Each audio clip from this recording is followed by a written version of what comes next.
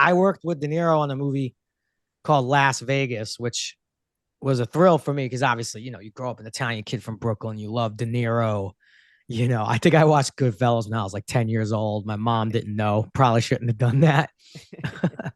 But yeah, I was so intimidated to work with it. Well, also in that movie was Morgan Freeman, Michael Douglas, Kevin Kline, Mary Steenburgen. So I was intimidated already. I think those guys realize, oh, an Italian kid from Brooklyn they brought me over. They like started asking me questions, made me comfortable. And yeah, I started talking to him about Dom. And he cast Dom, first guy. That's a great career start when De Niro is the first person to cast you in the movie. Absolutely, yeah. Bronx is one of those movies too. Just to touch on that a bit, because I know Lilo Brancato, who he's Yep. adopted, he's Italian by adoption, but Mm-hmm. just to know about that whole thing about the saddest thing in life is wasted talent. That and the fact that he ended up, I'm good friends with Lilo now. So if you're watching Lilo, how's it going?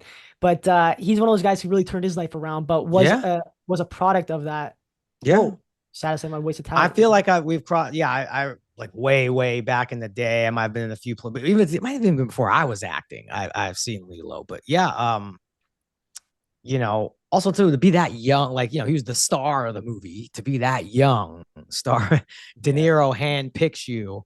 It's At just the it's a beach, lot for at the young beach people, too, he man. picked him on. Yeah. Yeah, it's just a lot because I was really 23 when I kind of caught my break, so a little bit older but still young. It's so easy to get caught up, man.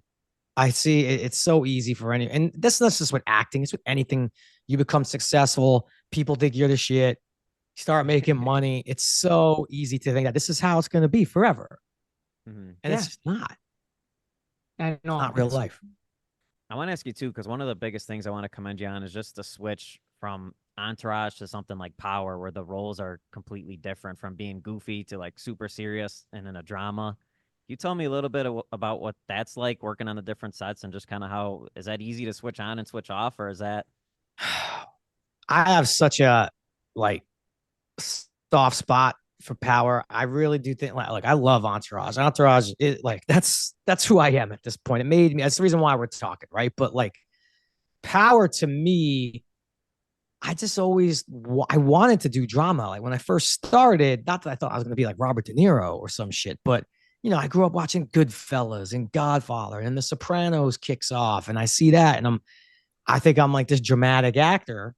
But it turned out when I was younger, I looked really young and innocent, and I guess I was kind of funny, so I get cast in all these comedies. And then once you do that, it becomes really hard to get cast in the drama because everyone just sees you and immediately wants to laugh. But it really was Courtney Kent who created Power, who I had met with about a different part in Power and it didn't work out. But she said something that I'd heard hundreds of times in Hollywood. She's the only one who actually did it. She said, all right, it's a bummer this role is not going to work out, but I know there's more to you than meets the eye. And I'm going to write something for you. And it's going to be dark and Oh my it's going to God. lean into a little bit more of your upbringing. And I'm like, yeah, sure, great. Call me. I'll wait anxiously by the phone for your call. You ain't gonna call. And like a year and a half later, she called. I wrote this part. Joe Proctor, secretly Italian, changed his name. He's a criminal defense attorney, but he's dirty. He gets his hands dirty. Do you want to do this? I'm like, yes, let's go. And it brought me back to New York. And I just had the best time, dude. I'm putting on these suits.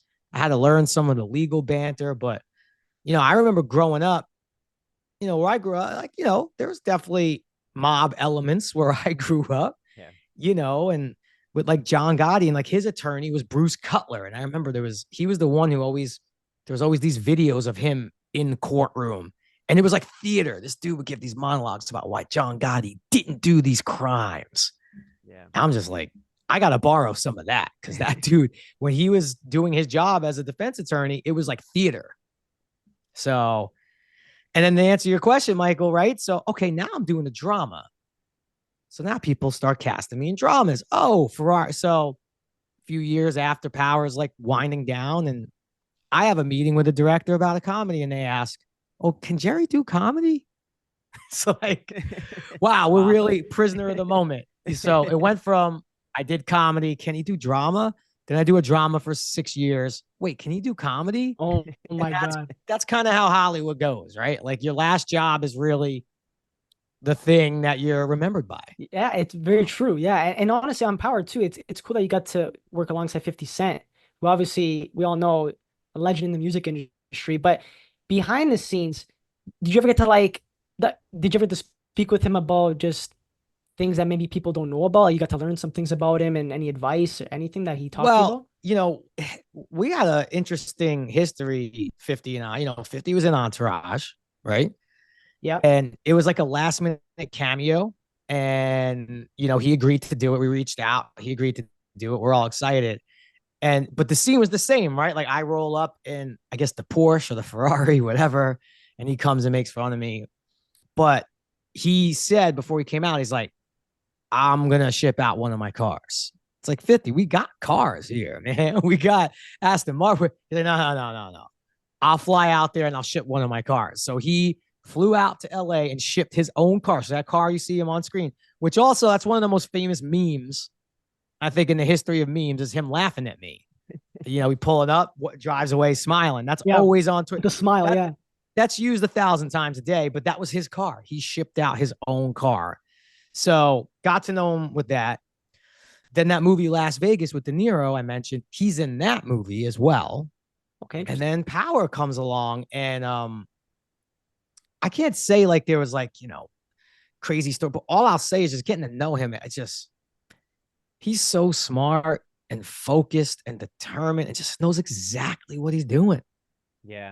He's like everything he says on Instagram, all these like wild things he posts, but like all his plans, like he's really doing that shit. And I honestly got a lot of respect for that dude and what him and Courtney built with Power. And he's always been very, very complimentary of me and inclusive. And I don't know, man. I feel like I owe him a lot, but we just had we're always in each other's orbits. It's been like a weird thing. Well, But you guys are very similar though. He's obviously a businessman and entrepreneur, much like yourself. You know what I mean? So I Yeah. guess there's also, I guess, that kind of that connection too between him and yourself. Yeah, he's just doing it on like a high level. Like he's high level, man. He's high level.